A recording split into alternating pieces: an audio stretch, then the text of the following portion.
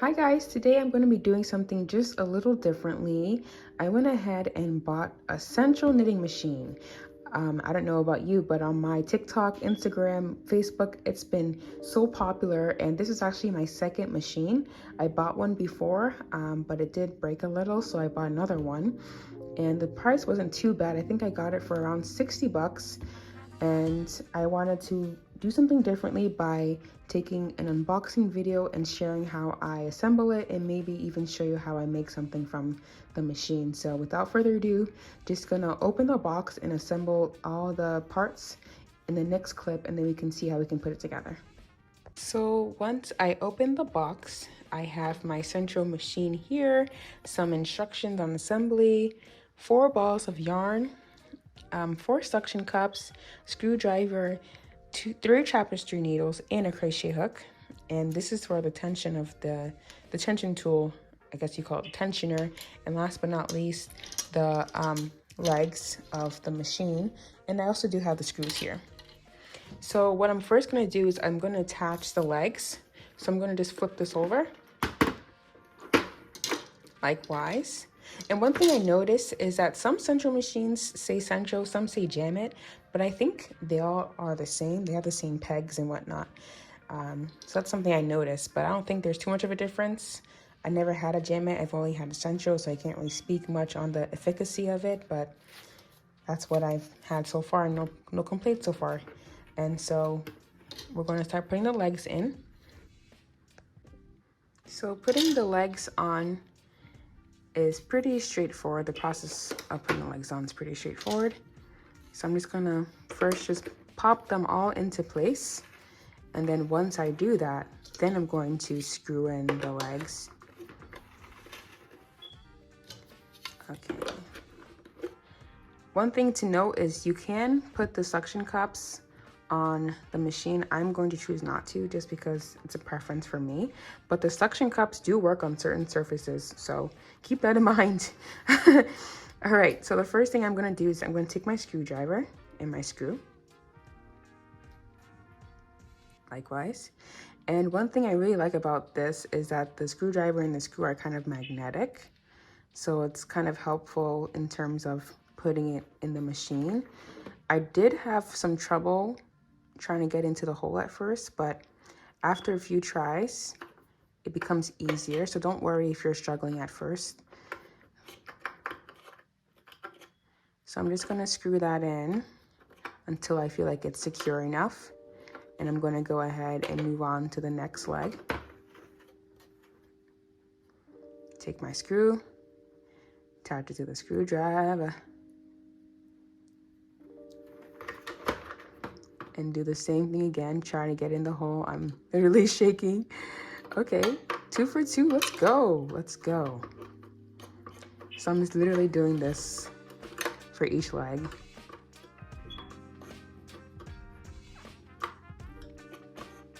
Okay, that looks pretty secure to me.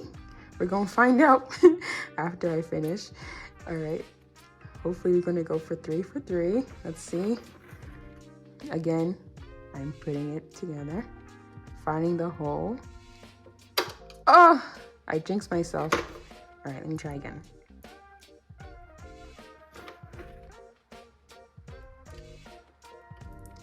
Okay, let's say that's good. Not quite tight enough yet. Okay, that's secure now. And then last but not least, the 4th leg. Okay.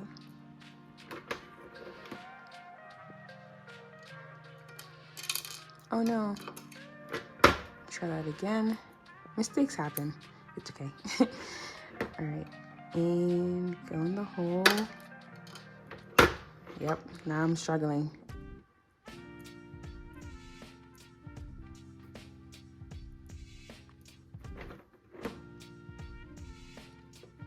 Okay. There we go. And make sure that's tight enough.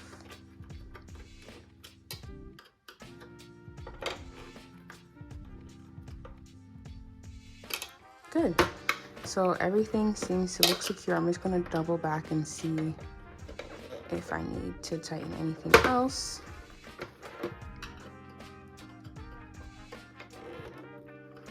Looks good to me. Yep.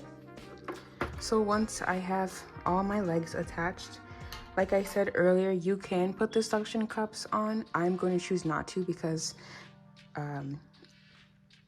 my surface, it's going to adhere to very easily and it's going to be hard for me to move it on this surface. But if you did want to put the suction cup on, all you got to do is slide it in.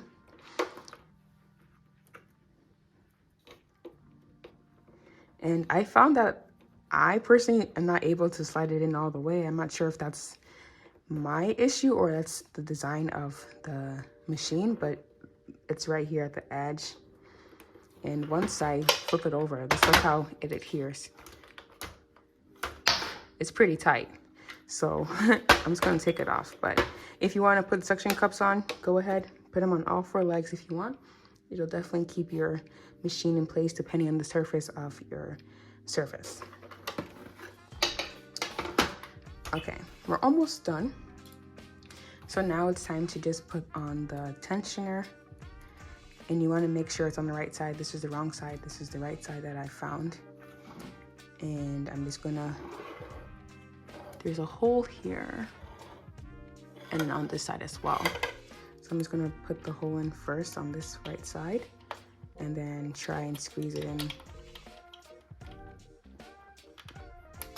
There we go. So now that's secure. So the machine's pretty assembled, nice and good. One thing I want to point out is that this is the reset button for the machine. And every time that machine hits the white peg, it adds a row, which is awesome. One thing I do note is that it's kind of hard to tell where the white peg is, so it might be helpful to like put a Sharpie or mark it somewhere somehow to make it more distinguishable. It does come in tube mode and panel mode. I found that in panel mode you can rotate it as normal. However, the counter, it always goes down 1 when you go to the next row, so I don't think the counter is accurate for the panel mode, but it definitely is accurate for the tube mode. So keep that in mind. You might need to buy a row counter just if you want to use the panel mode, but if you want to use the tube mode, then you're all set to go, which is awesome. So yeah, so this is the Sentro machine assembled, and I think I'm gonna make a hat and show you how I make a hat with the machine, because why not? So I'm gonna be making a toddler hat. So I'm just going to cast on my stitches. There's so many videos on how to cast on, so I won't go into depth.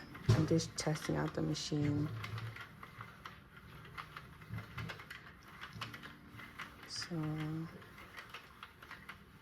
okay. Yep.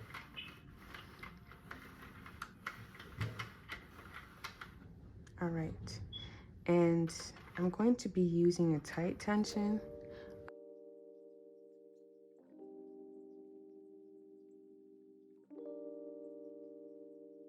So I'm going to reset my machine and just knit away.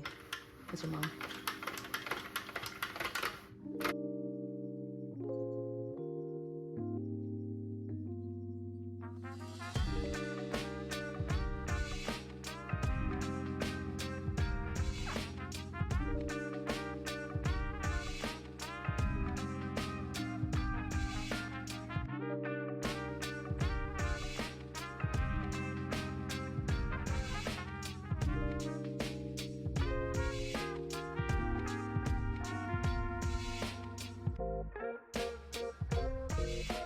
So I completed the toddler cat themed hat off camera, and here's what it looks like.